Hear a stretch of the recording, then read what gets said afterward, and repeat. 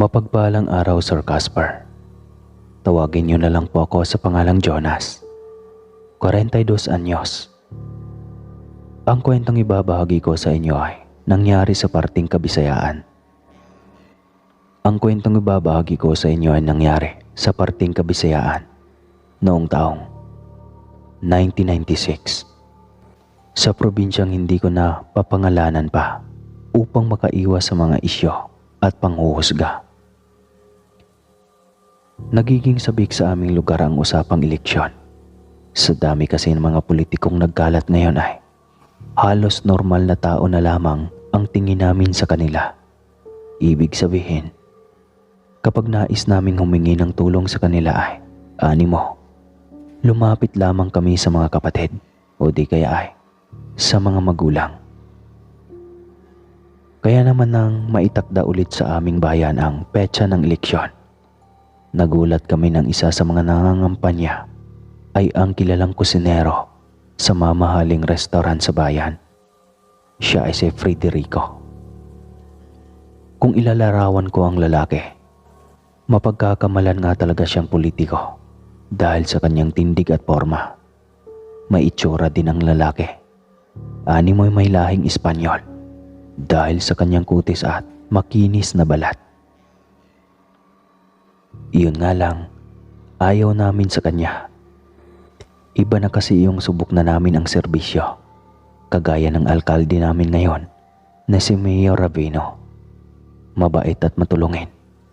Hindi ko din masasabing mahilig siyang mangurakot dahil halos lahat ng proyekto sa aming bayan ay nagawa na niya. Todo sigaw at tuwa kami kapag nagpupunta si alkalde sa aming barangay para bumisita at makipag-usap sa amin ng masinsinan.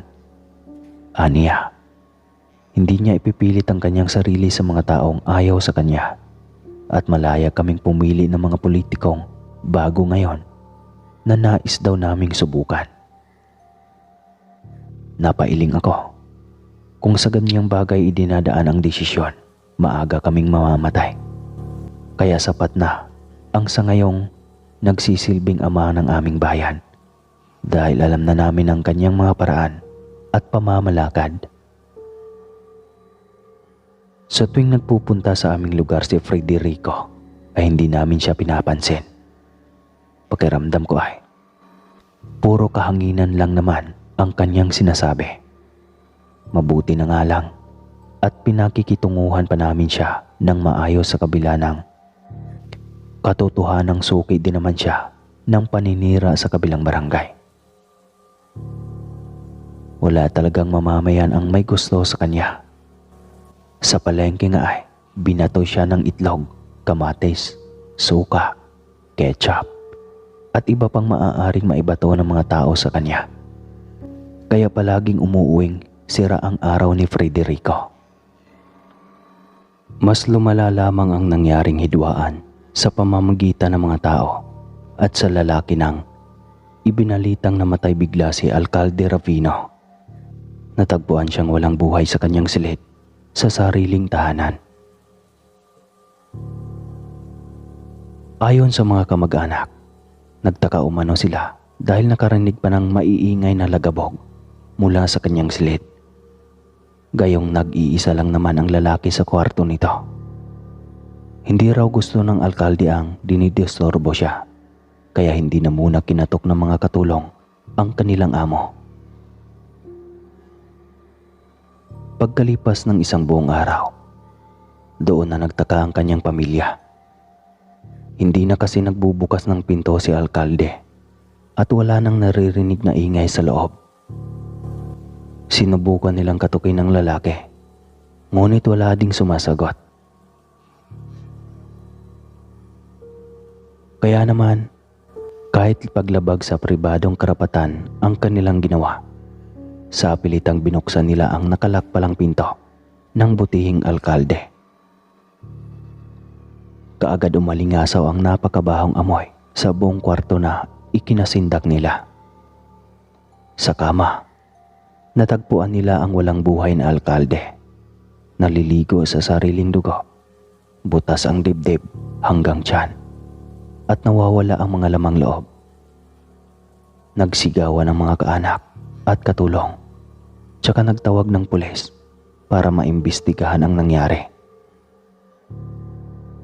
Napag-alaman namin na namatay pala ang alkalde noon pang nakarinig na sila ng mga kalabog base sa autopsya na ginawa sa labi nito. Kagagawan umano ng isang mabangis na hayop ang kamatayan ng lalaki. Kung ako ang tatanungin, hindi ako naniniwalang kayang umakyat ng isang mabangis na hayop sa ikatlong palapag ng bahay. Mas lamang pa ang paniniwala kung kagagawa ng aswang ang krimen at wala man lang makapagbigay ng ideya kung sino ito. Kaya naman lahat kami ay nalungkot sa pagkawala ng aming butihing alkalde. Marami kaming magagandang alaala na kasama siya. Dumagsa ang nakipaglamay na inabot pa ng 1 linggo. Sa panghuli ng gabing burol, dumating si Frederico. Marami ang nagtaas ng kilay sa kanyang ginawang pagpapakita na kunwari nakikiramay. Pero ang totoo ay natutuwa pa siya sa sinapit ng kanyang kalaban sa politika. Dahil sa likas na respetado ang pamilya ni alkalde, hinayaan nilang makipaglamay kahit isang gabi si Frederico. Ako man ay naroon ng gabing iyon at halos 1 dangkal na lang ang distansya ng kinaupuan namin. Pansin ko, habang nakaabang siya sa kanyang asawa na abala sa pagsasalita, ay panay ang kanyang paghikab. Tila ba, hindi siya komportable na magbantay ng patay sa lamay. Sinadya kong umisi at nagparinig na paano na lang kaya kung umisi si alkalde ngayon at biglang usigin ang sinumang may pananagutan sa kanyang pagkamatay. Tiyak, magtatakbuhan ang mga tao sa loob ng funeral house na ito. Narinig ko ang bulungan ng ilan, sabay tingin sa katabi kong tila ba natutulala sa aking sinabi. Hindi ako natatakot sa kanya. Mahirap mambintang. Pero kung mapatunayan man na si Frederico ang salarin sa pagkamatay ng ama ng aming bayan, ay hindi talaga namin siya mapapalagpas. Tumayo ako at lumapit sa baong. Naglagay ako ng salamin sa ibabaw niyon at ibinulong ko sa patay na kung sino man ang pumatay sa kanya ay ipakita niya sa salamin ang bulto nito. Ilang saglit lang, may napansin nga ako sa salamin, ngunit hindi iyon bulto ng isang tao. Kawangis ito ng anino ng isang nilalang na hindi ko alam na posible pang nabubuhay sa mga panahong iyon. Aswang. Aswang ang aninong nakita ko sa salamin. May anino, ngunit walang refleksyon. Ano ba ang posibleng nais ipahiwatig nito? Hindi ko sinasadyang mapatingin kay Frederico na noon ay tila ba natatakam habang nakatingin sa paligid ng kabaong. Ewan ko ba, kapag umandar na ang kutob kong ganito, alam kong may hindi magandang mangyayari. Ipinilig ko na lamang ang aking ulo at muling bumalik sa aking upuan. Sana naman, walang manggulo sa huling lamay ng aming alkalde. Pagkalapat pa lang ng aking puwet sa upuan ay isang babae ang rumaragas ang lumalapit sa amin. Bigla niyang dinoro si Frederico. Aniya, hindi siya natatakot sa lalaki. Kung nais daw ng lahat na malaman ang kanyang tinatagong sikreto, ay hanapin lang namin siya dahil dati daw siyang tauhan ng lalaki sa restaurant nito. Tila ba kalmado lamang si Frederico sa mga nangyayari. Nagawa niya pa kasing ngitian ang babaeng nagwawala at pinagsabihan pang bukas ay magkikita sila. Umusbong ulit ang bulong-bulungan. Ano ba ang ibig sabihin niyon? Nakita kong magalang na pinakausapan ng asawa ni Alcalde Ravino na kung maaari ay Huwag nang manggulo ang Alice sa lamay ng kanyang yumaong asawa.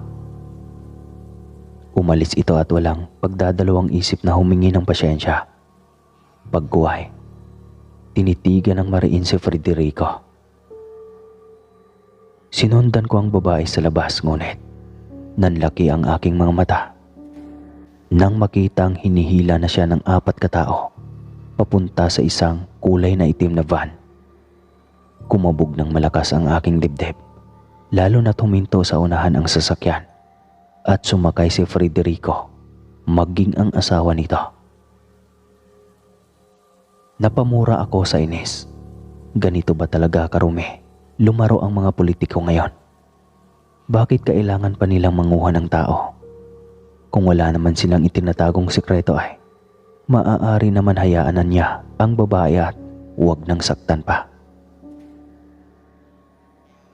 Umiral ang kuryosidad ko, kaya kahit alam kong may kalayuan ay sinadya kong magtungo sa kanyang restaurant sa bayan. Hindi naman siguro ako kilala ng mga tao dahil hindi naman ako kagaya ng iba na harap-harapang iniinsulto si Federico. Napag-alaman kong nangangailangan sila ng dishwasher. Gusto kong subukang magtrabaho. Tamang-tama. Malaki naman ang sweldo at stay out lang.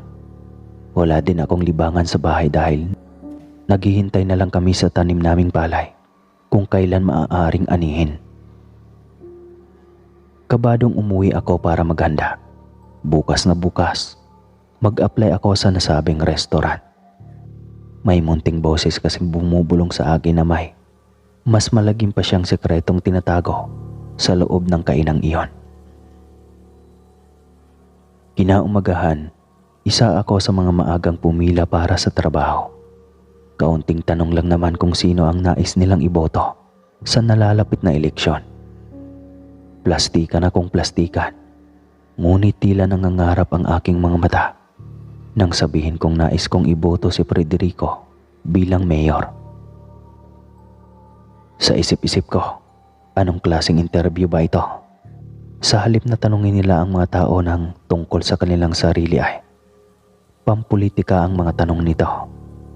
Nababaliw naman sila. Kinahapunan ay pinapila kami habang pinipili ang maswerteng magiging bago nilang empleyado.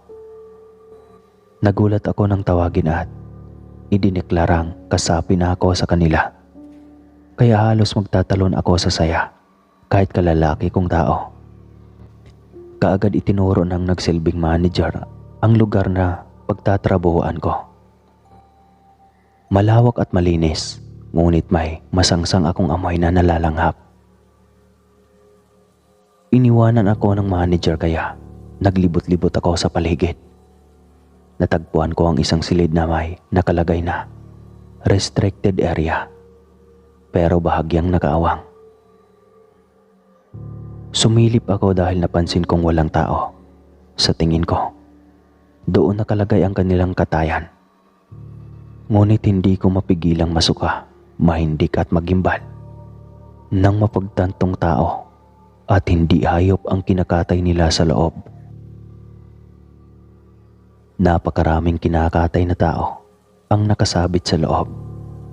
Nakabukod ang mga lamang loob, mga ulo at iba't ibang parte ng katawan. Tila nais pang kumawala ng puso ko sa kinalalagyan nito nang makita ang isang pamilyar na bulto ng babaeng nakahiga sa mesang katayan. Ito ang babaeng sumugod sa lamay at dinuro si Federico kagabi. Naghihingalo na ang babae ngunit nilapitan ko siya. Aniya, umalis na raw ako habang maaga pa. Isang malaking pagkakamali umano ang ginawa kong pagpasok sa restaurant dahil ang lahat ng staff, maging mismong may-ari nito ay isang aswang. Nangangatay sila ng mga tao at niluluto bilang mga espesyal na putahe. Walang kaalam-alam ang mga customer nila na tao at hindi karne ang kanilang nabibiling pagkain sa kainang iyon. Idagdag pang ang babae raw pala ang dating manager. Hindi niya masikmura ang lahat ng pinagagawa ng kanyang amo, kaya ipinagtapat niya kay Alcalde Ravino ang lahat ng kanyang nalalaman. Ngunit nalaman ito ni Federico at bago pa man siya maipakulong ay inaswang na niya ang lalaki. Sinugod niya si Federico sa buwis buhay na paraan dahil nais pa raw sanang nakawin ni Federico ang bangkay ni Ravino para ipakain sa kanyang mga customer. Marami na din itong nabiktima dahil ang mga taong nambastos ng malamang balak niyang sumalang sa politika ay isa-isa niyang ipinadukot at kinatay tsaka ipinakain sa mga customer. Sa katunayan, nagbabalak pa raw na gumawa ng ibang restaurant si Federico para mas dumami pa ang mga kalahi niyang aswang. Nais nilang sakupin hindi lang ang aming lugar, ngunit pati na din ang gobyerno. Ang magiging pangunahing pagkain na nila ay kaming mga tao. Nabaghan ako sa kanyang sinabi, namutla at hindi nakapagsalita. Ayon sa babae, may lihim na daanan sa likod ng katayan. Maaari akong lumabas doon at huwag nang babalik. Dahil may naririnig na siyang naglalakad papalapit sa amin. Ayaw ko man siyang iwanan ngunit wala akong magawa. Ako man ay natatakot sa lahat ng maaaring mangyari. Ngunit kung hindi ako kikilos, masasayang ang pagbuwis ng buhay ni Alcalde Ravino at ng iba pa. Ligtas akong nakalabas sa restaurant at nakagawa ng paraan para maisuplong sa kataas-taasan ang ginagawa ni Federico. Hindi lang siya nadiskwalipika sa pagtakbo bilang isang politiko, ngunit naipasara pa ang kanyang restaurant at naipakulong pa siya. Maging ang mga kasamahan niya ay ganoon din, hindi nakatakas. Tinatayang nasa mahigit 100 ang mga bangkay na kinakatay niya sa loob at pinapakain sa kanyang mga customer. Nagpatong-patong ang kanyang kaso. Ngunit nang dumating ang araw na kailangan niyang humarap sa husgado ay nagulat ang lahat.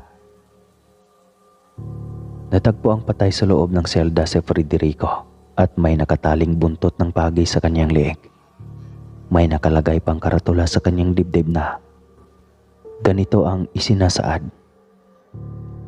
kung hindi iboboto ang aswang na katulad ko, mas mabuti pang mamamatay na lang ako.